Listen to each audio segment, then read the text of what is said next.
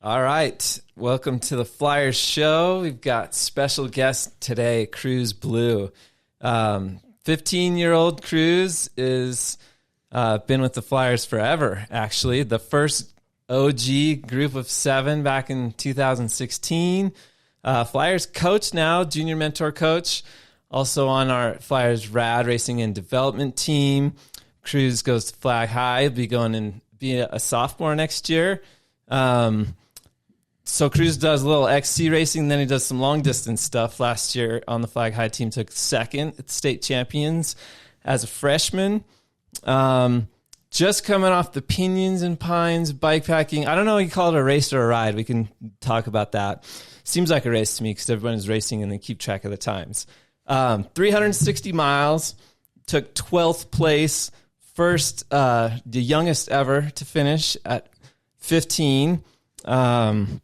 Did it in 2 days and 16 hours. Cruz, thanks for being on the show. Yeah, I got 13th place overall. I'm super excited. Or 12th solo, right? Uh-huh. There's like a person in front. Yeah, out of around 60 riders that did it, right? Yeah. So there was a duo in front of me, and then, just a duo in front of me. Yeah. So not only the youngest to ever finish by a long shot, I don't think everyone can even recall anyone like younger than 20 finishing this thing, but you also did really well and really fast. Yeah. I think your moving time was something like 8.5 miles an hour, which... Yeah, that was my goal, to get 8 miles an hour. Oh, was it? Uh-huh. Okay.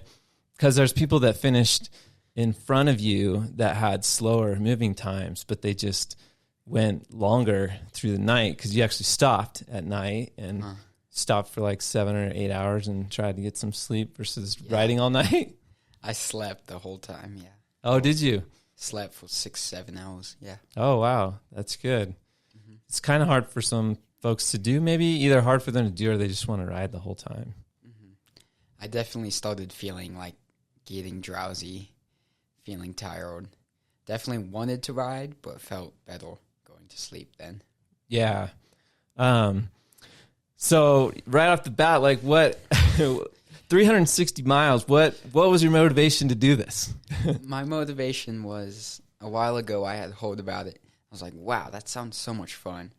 And before that, I had backpacked a lot.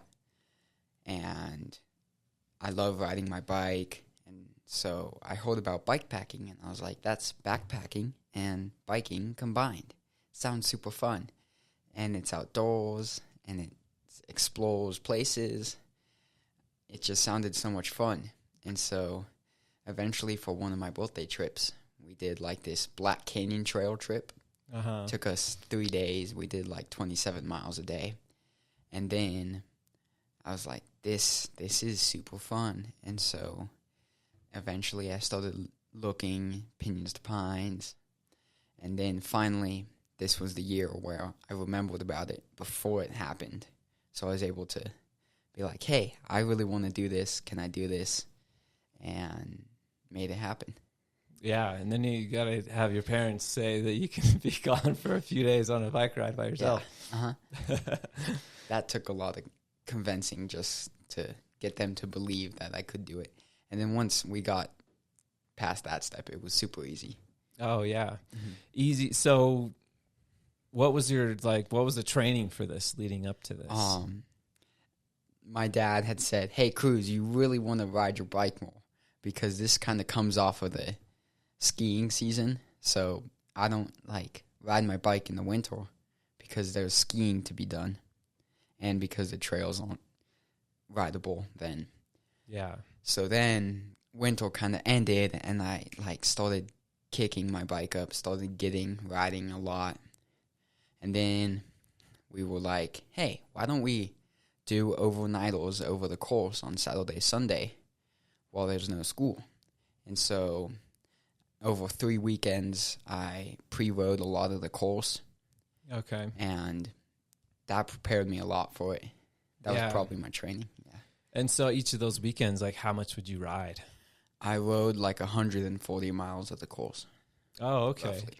So some pretty big days. Yeah.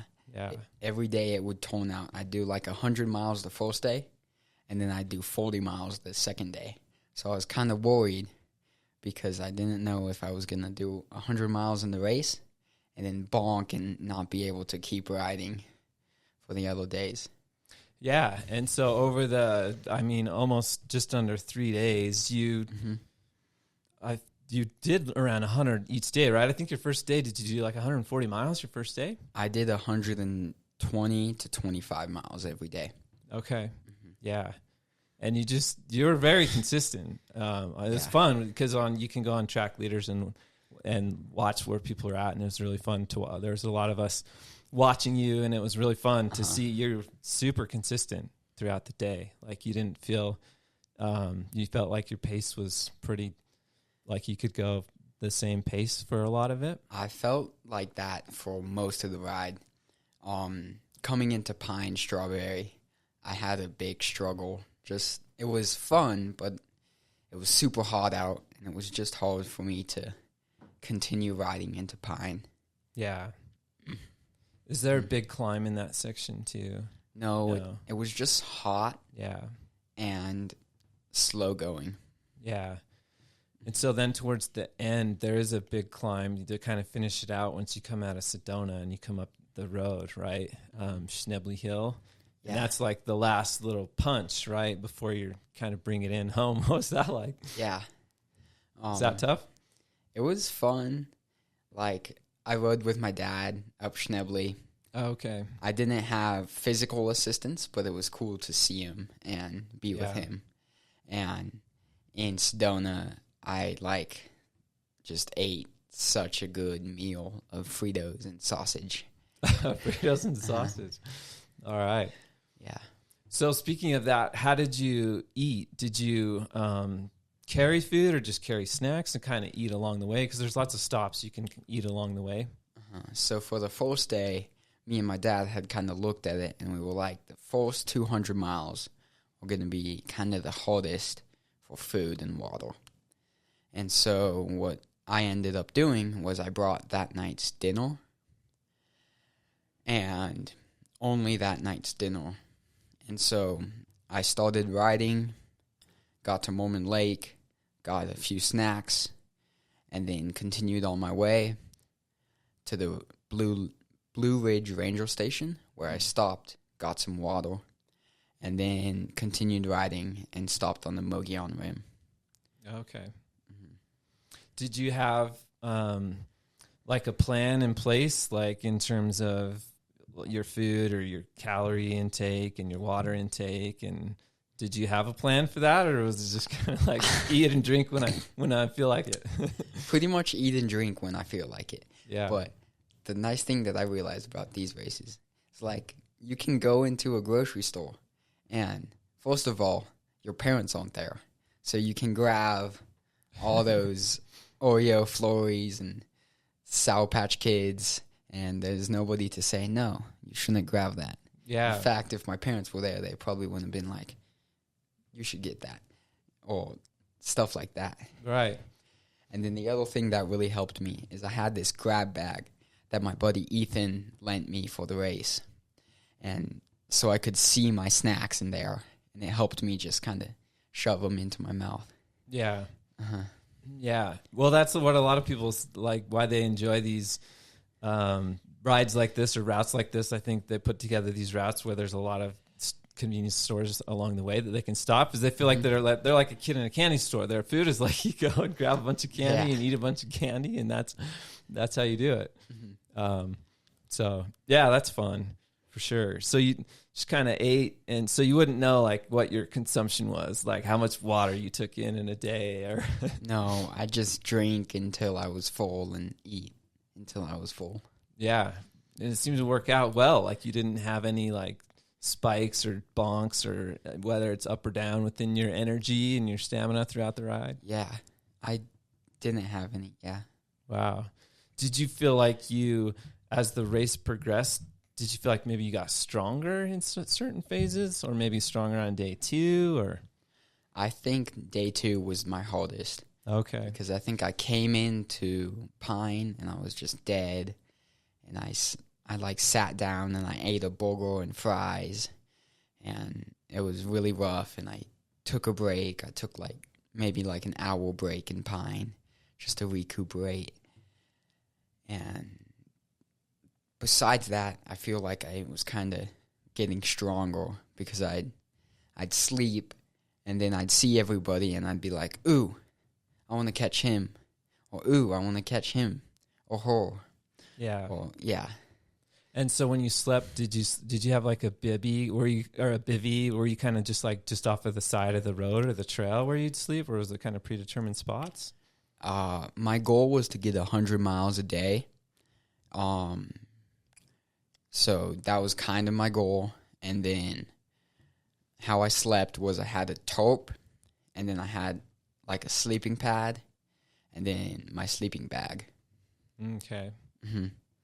Yeah. So you've traveled pretty light for the most part, and you rode this bike over here, right? Yeah, that's your race rig. Yeah. So were you sleeping close enough to like the ride where you could hear, like you could know, because when you stopped and slept, there's a lot of people that passed you. Mm-hmm. Could you kind of know as people were cruising by, you see their lights and stuff? Yeah. Like the first night I slept right on the Mogollon Rim, or like right next to the road. I was probably like 10 feet off the road, and I didn't feel bad because a ton of people had done the same thing, both in the race and outside of the race. Yeah.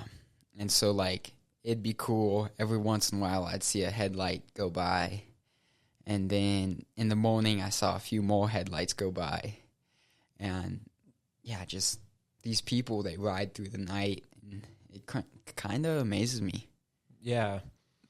Yeah, well, what's even more impressive is most of the people that would pass you at night, you would wake up and then pass them the next day.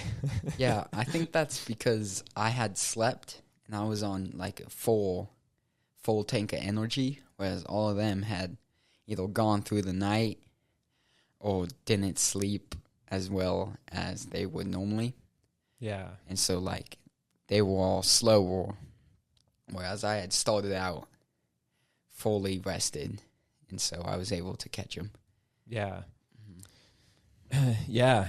Awesome job. So, I guess in terms of, like, your ride plan, it was pretty much to ride 100-ish miles a day.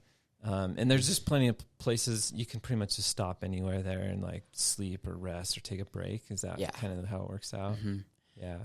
I didn't want to sleep in any towns because I felt like that's a place where my stuff or my bike could get stolen. Yeah. Mm-hmm. And just part of the draw was like to be out in the woods on a big adventure, right? Yeah. Uh-huh. Yeah. Is there any do you have any cool crazy stories or crazy takeaways from the whole thing? No, not really.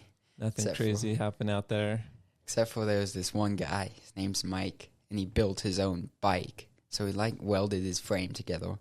I think that's super cool. Oh, yeah. And I want to learn how to build a bike so that I can build a bike that is kind of like a dirt jumper, but also like a long distance bike.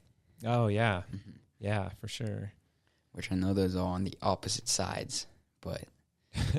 Yeah. Yeah. Definitely. So you... how did your bike feel, like, weighted down? Like, did you have you were able to ride pretty fast, and did you have any crashes or any spills or anything? I did have one spill. Yeah. I was coming down Holt, and I had, like, slid out my tire a little bit before. So I was riding cautiously, but I still slid out again and just fell down the hill a little bit. Oh, wow. On Hart, that's not a great place that you want to fall. Yeah. And it was funny because there's this one, like, gravel biker guy who couldn't ride his bike down Holt because it would literally, like, decombust, explode. Yeah. And so we were leapfrogging down Holt, and he was, like, walking his bike over things. Wow. And so I'd, like, pass him, get a good lead, and then I'd crash. Then he'd pass me. And then I had to stop to fix my bag. Then he passed me. Then I passed him. Then I had to stop to tie my shoe. and he passed me. Right, because so you had to tie your shoes. So that's another fun fact is you're on flats. Were you the only one in the race on flats, or there's a few maybe? There was a ton of people on flats. There was? Yeah. Okay. And so, the course is interesting. So you climbed up Eldon Lookout Road, and then you came down Hart, and there's people on drop bar bikes going down Hart. I wouldn't want to do that. Yeah, I rode with this person named Tyler. I think he lives in Idaho.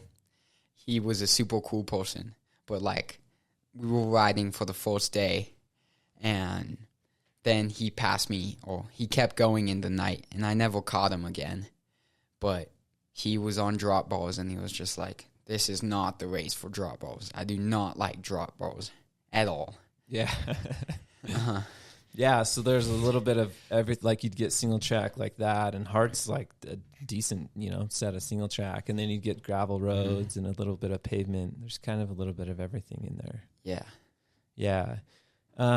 Were there stages throughout the race where you would you'd grab, you'd find someone and you guys would kind of pace line or just ride together for a little bit? Were there chunks of time where you're just riding with someone? You guys are kind of going the same pace, or was it like, I'm just on my own, I'm going 8.5 miles an hour, boom? I was riding with Tyler a lot, and we ended up leapfrogging with Frances Hacker. Oh, yeah. We leapfrogged with her for a while, and then when the dog came, a single speedo caught up to us, whose name I forgot, which I feel bad. And we all rode and talked, and then I went to bed, and they continued on their way. Yeah.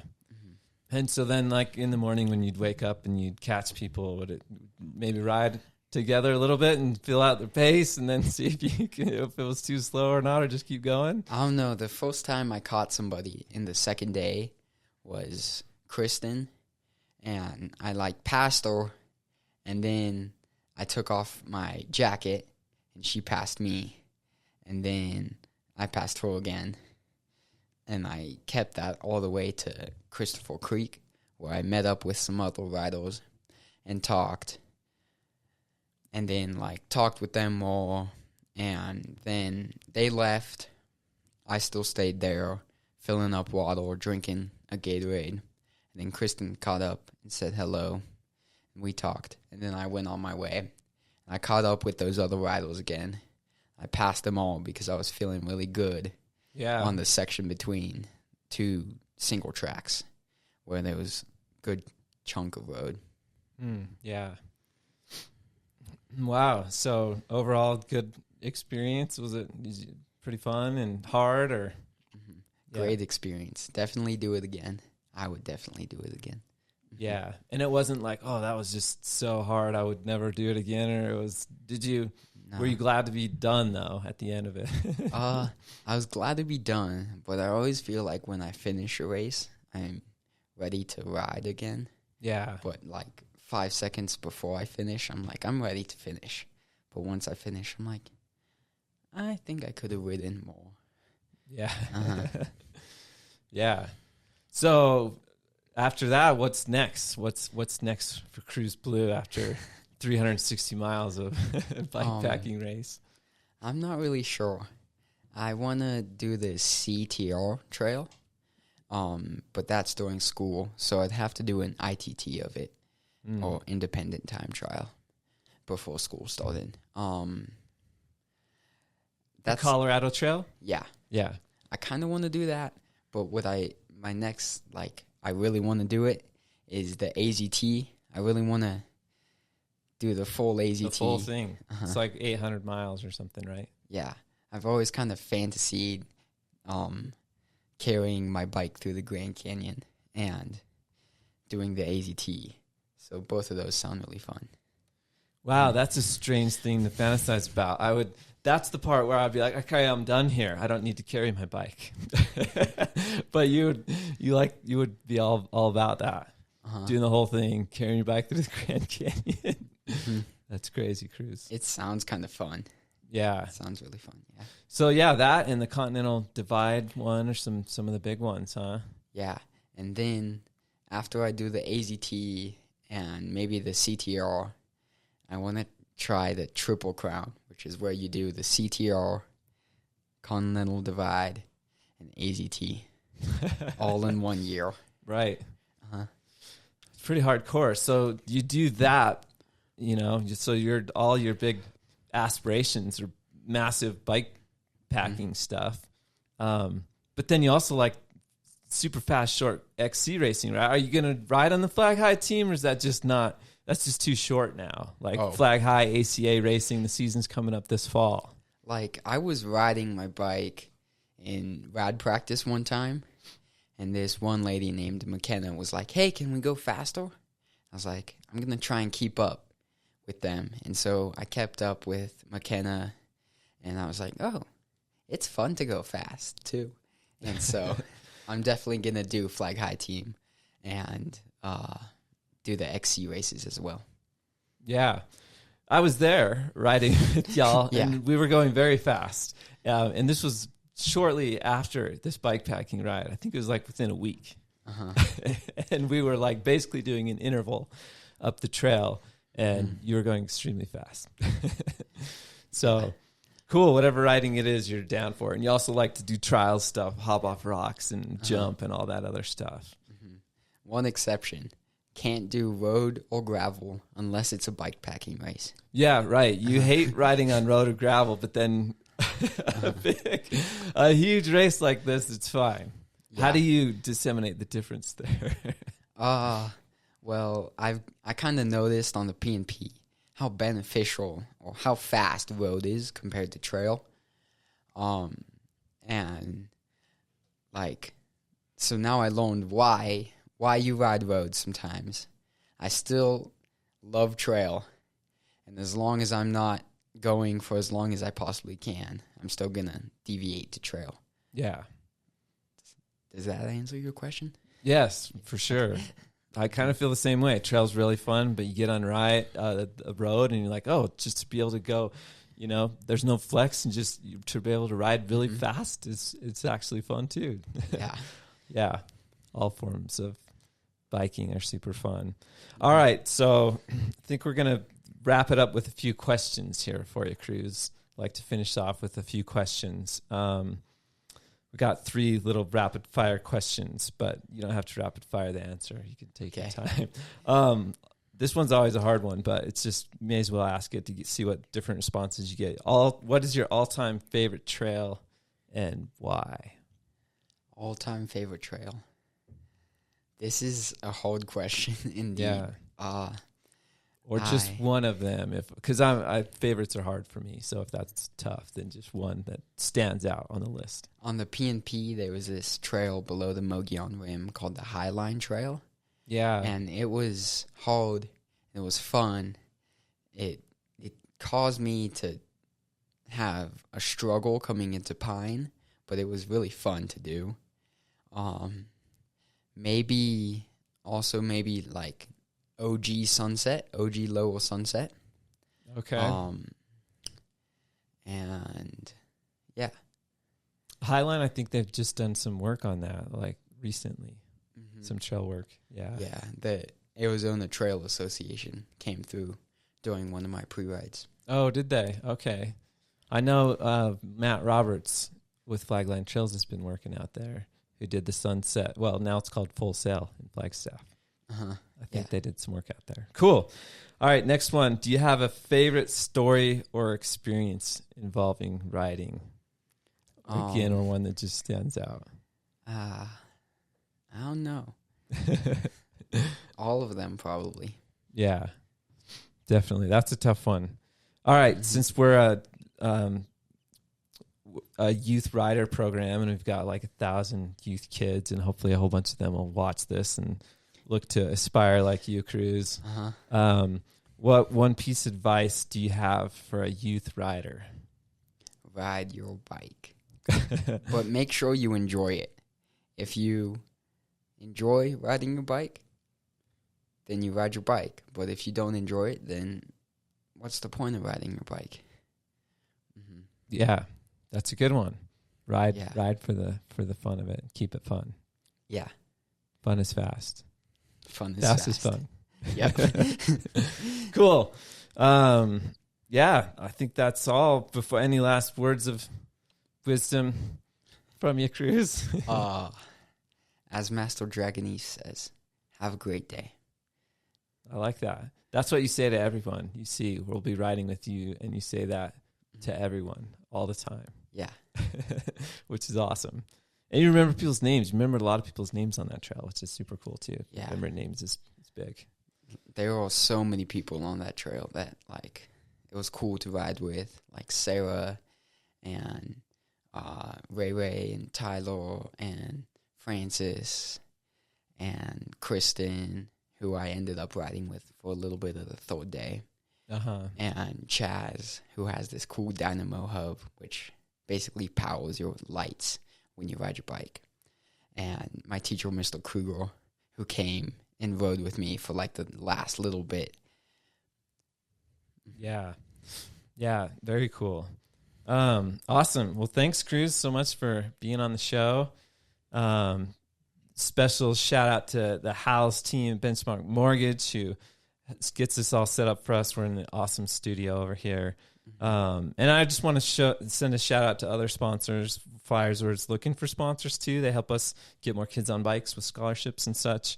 And so just huge shout out to them because they're huge. Our gold sponsors, Knackered, Pepsi, Arizona Snowball, Orthopedic and Spine Institute, and our silver sponsors, of course, Howells team, Flag Bike Rev, Absolute Bikes. Cruz actually works at Bike Rev, right, Cruz? Yeah. So he gets that into, does a lot of trail volunteer work. Cruz is like the volunteer extraordinaire around Flagstaff as well. Yeah. And then our bronze sponsors, Flagline Trails, who are just doing all the amazing trail work, Overland Campers, and Proof PT. Yeah. Again, thanks so much, Cruz. Look forward to seeing what you do next. Cool. Thanks. Yeah.